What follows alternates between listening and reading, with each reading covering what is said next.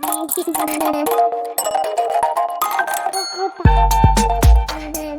Everyone, इस video में बात कर लेते हैं एनएलसी इंडिया लिमिटेड की। क्विकली एनालिसिस देख लेते हैं। चैनल को लाइक एंड सब्सक्राइब करना मत भूलिएगा। तो एनएलसी इंडिया में आप देख रहे होंगे कि स्टॉक में आज ब्रेकडाउन देखने को मिल रहा है। अभी 3 दिन पहले की बात करें तो स्टॉक सही चल रहा था, ऊपर ब्रेकआउट के लिए जा रहा था, बट एक सडन चेंज आ गया।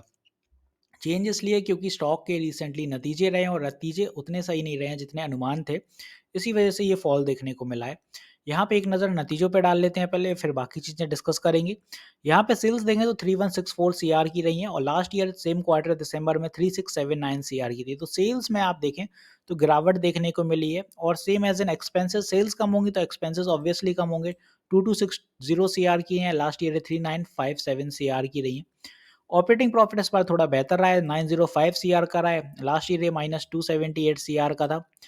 इसके बाद आप देखें तो अदर इनकम इस बार 149 सीआर की है, लास्ट ईयर 300 सीआर की थी। डेप्रिशिएशन की बात करें यहाँ पे तो 446 सीआर का है और लास्ट ईयर ये 460 सीआर का रहा था।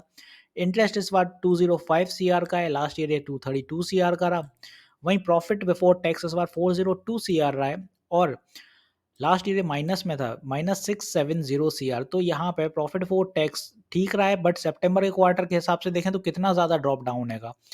फाइनली आप देखें नेट प्रॉफिट इस बार 254 सीआर रहा है, लास्ट ईयर सेम दिसंबर क्वार्टर में ये -396 सीआर था। तो यहाँ पे आप देखें तो ओवरऑल एबिटा भी गिर गया और आप देखें नेट प्रॉफिट ठीक रहा है कहीं ना कहीं, बट सेल्स में गिरावट काफ़ी हुई है। इसी वजह से थोड़ा अनइवन आपको चार्ट देखने को मिल रहा है। यहाँ पे रेड कैंडल बनती हुई नजर आई है। तो आज जो अपन को सेलिंग देखने को मिली है सबसे ज़्यादा वो रही है 279।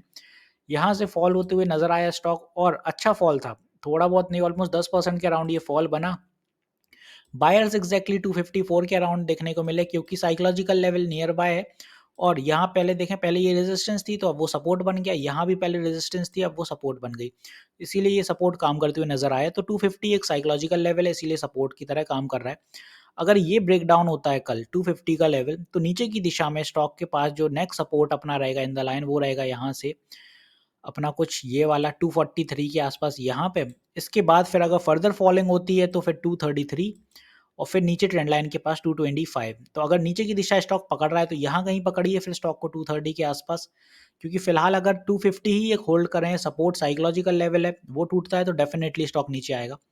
बात करें ऊपर क्या होगा, अब 250 एक बड़ा साइकोलॉजिकल लेवल है और वहाँ से दोनों साइड के रिवर्सल बनते हैं, नीचे के भी और ऊपर के भी। तो अगर यहाँ से रिवर्सल ऊपर की तरफ बनता है, क्योंकि यहाँ स्ट्रॉन्ग सपोर्ट है ऑलरेडी, आप देखें तो यहाँ भी 4-5 सपोर्ट थे, यहाँ भी है। अगर यहाँ से साइडवेज हो जाता है या ऊपर की दिशा पकड़ता है तो अपना कोई बड़ा टारगेट नहीं समझिएगा। ऊपर की दिशा में या तो 265 तक जा सकता है स्टॉक, या फिर इसके बाद अपना 270 इतना ही मूव कर सकता है ऊपर की दिशा में, अगर यहाँ से साइडवेज का मोमेंटम ये लेता है और रिवर्सल आने की कोशिश होती है कल के दिन। हालांकि लगता तो नहीं है, बट फिर भी साइकोलॉजिकल लेवल है तो कुछ भी हो सकता है, कोई भरोसा नहीं है। तो यहाँ पे ऊपर की दिशा में ये अपने 3 शॉर्ट टर्म टारगेट्स हैं, ये वाले, इनको अपन टारगेट कह सकते हैं। और नीचे के अपने जो हैंगे वो एज इन सपोर्ट हो गए, तो ये वाले अपने सपोर्ट हैंगे। अगर 250 टूटता है तो डेफिनेटली 243 242 पे देखने को मिलेगा, और रिवर्सल लेता है तो यहाँ से 265 तक जाने की दम रखता है स्टॉक। तो होपफुली यहाँ मैंने सारी चीज़ें क्लियर कर दी हैं। बात करें यहाँ डिविडेंड भी इशू हो रहा है कंपनी का, और 1.5 रुपीज़ का डिविडेंड है, एक्स डेट 16 फेब है और पेमेंट डेट है 6 मार्च। तो वीडियो यहीं तक रखते हैं, मिलते हैं नेक्स्ट वीडियो में। This is me Shubham Yadav signing off.